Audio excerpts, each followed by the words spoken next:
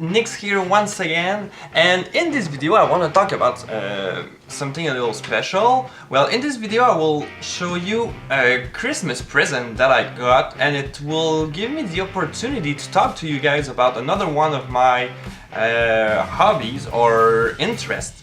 Because, as you guys know, I have a lot of interests, like collecting Funko Pops. I like playing board games, card games, playing video games and stuff like that. But also, I do enjoy reading as well. And one of the Christmas presents I got was a really nice book that I was quite happy to get.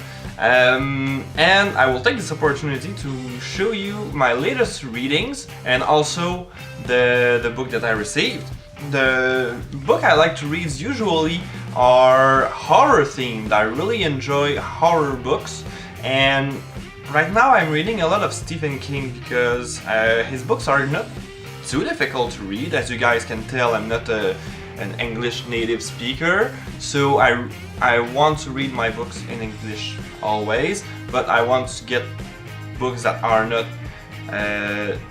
too challenging to read, and Stephen King's writing is really easy to follow, not too complicated, not too many intrigues, and that suits me quite well. The first one I wanted to talk to you about is the one I'm reading right now, which is The Girl Who Loves Tom Gordon.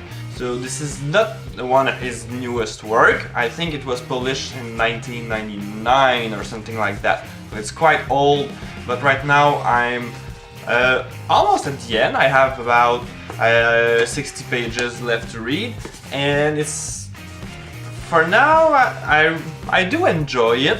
It focuses on a single character, as it says, the girl who loves Tom Gordon.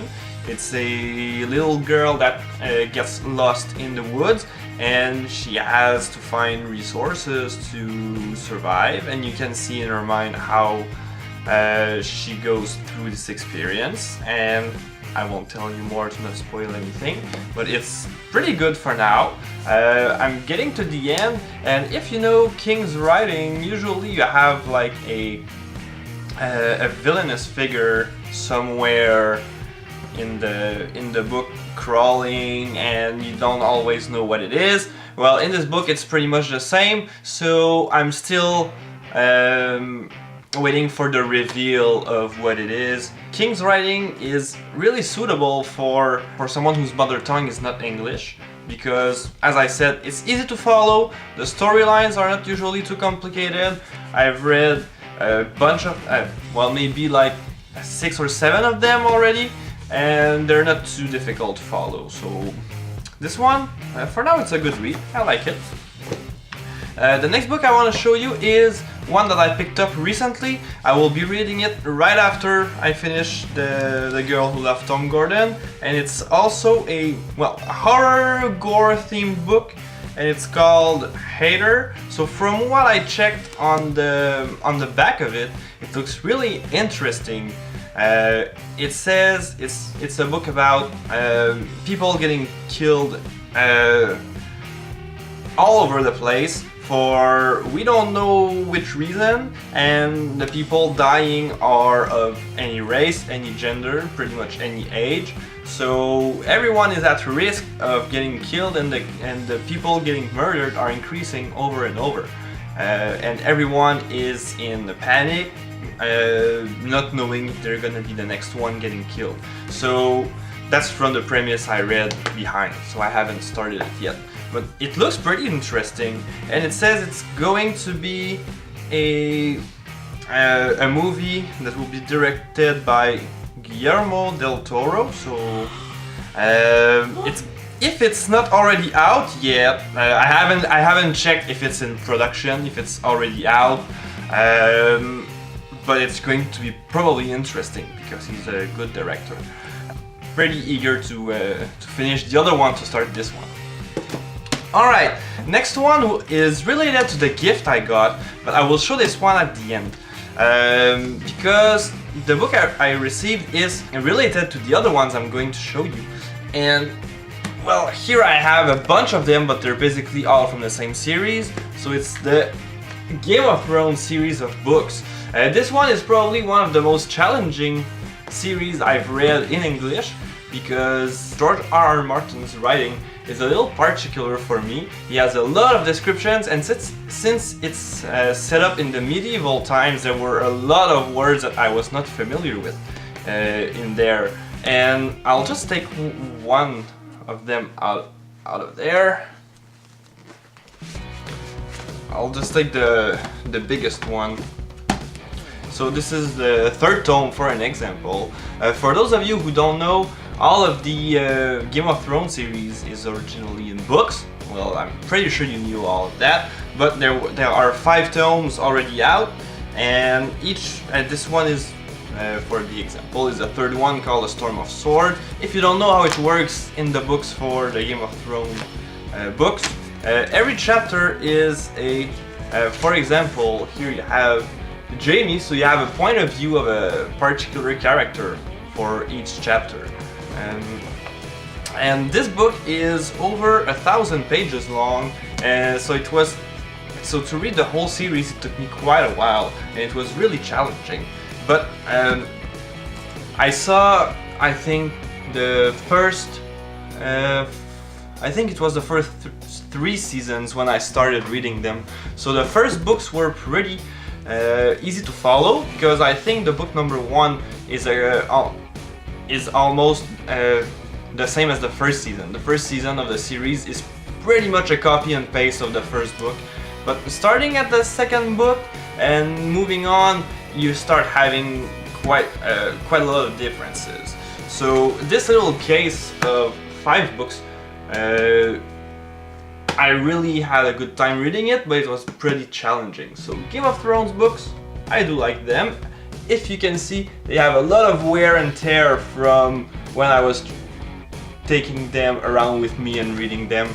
So whenever I take the bus or travel somewhere, I have a book in my school bag and I try to read as much as possible. The other one I want to show you, it's a really beautiful book, but I haven't read it all. Well, I think I'm like 40 pages in before I stop, but I'm gonna have to continue it at some point.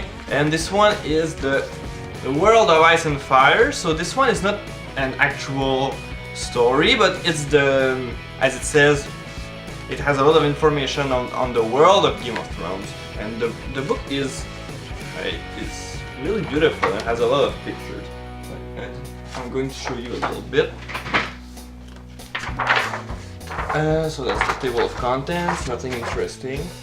So for example, you have the Dawn Age, so you have information on that. So there's not actually a storytelling in this one. So it's a lot of information on the different houses and characters that were there before the events of the series. So the book is quite big and heavy, and it's pretty beautiful. It's good quality, but I have read like I said, around 30 pages of it, and I'll have to continue at some point.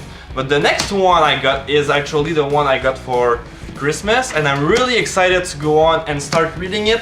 And it's related to the Game of Thrones series, and it's called Fire and Blood. This one is focused on the history of, you guessed it, the Targaryens. So you have a lot of details on their house and on pretty much every important character that was there.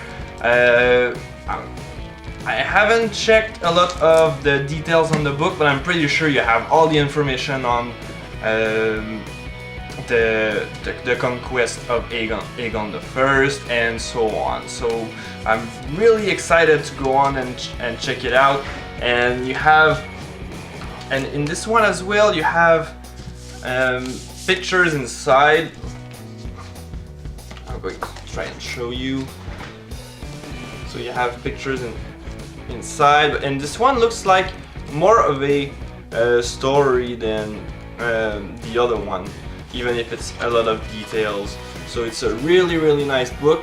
Not in color like the other one, but who cares? The pictures are really great, and it's about 600 pages long, 700 pages long, so it's going to take quite a while to read, but it's a really neat book, and the Targaryen house is one of my favorites, so it's going to be a really good time reading that, I'm pretty sure. But before I read this, like I told you, I'm going to finish this one first, The Girl Who Loved Tom Gordon, and I'm going to read this one. These are two books that are light to read, I think, and not too complicated, so I'm going to finish these first before I go on with the other one.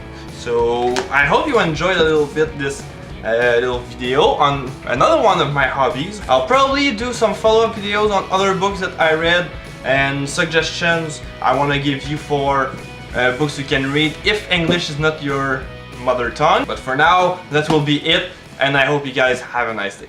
Goodbye.